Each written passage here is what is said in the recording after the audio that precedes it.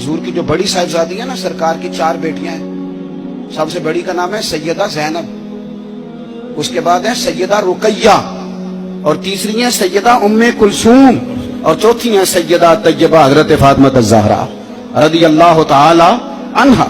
हजरत ज़ैनब आ रही थी मक्का मुकरमा से मदीना तैयबा, तो एक शख्स ने ना, काफिर ने उनको नेजा चिबोया घोड़े को, तो घोड़ा तेज भागा, सैयदा ज़ैनब गिर गई, पेट मुबारक में बच्चा था, वो बच्चा भी आपका इंतकाल कर गया। कुछ महीने आप बीमार रही और फिर आप विसाल कर गई। मेरे महबूब के सारे खानदान ने, सारे खानदान ने कुर्बानियां दी। सैयदा ज़ैनब उस जख्म की वजह से इंतकाल कर गई। वही बंदा नेजा मारने वाला फतेह मक्का के दिन चेहरे पे नकाब डाल के आ गया और हुजूर के सामने बैठ के कहने लगा, बहुत बड़ा दुश्मन भी आ जाओ तो माफ कर देते हो। तो हुजूर ने फरमाया, तू चेहरे से कपड़ा हटा, बेटियां भूला नहीं करती, तू कलमा पढ़, मैं तुझे भी माफ करने को तैयार।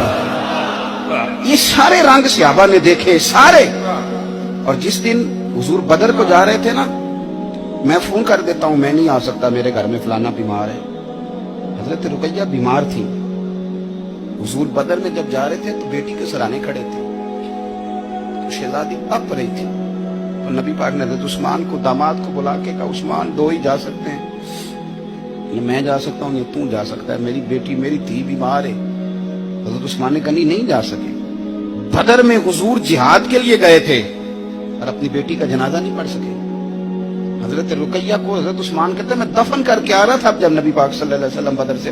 ये सारे रंग सहाबा ने देखे, ये सारा अंदाज देखा।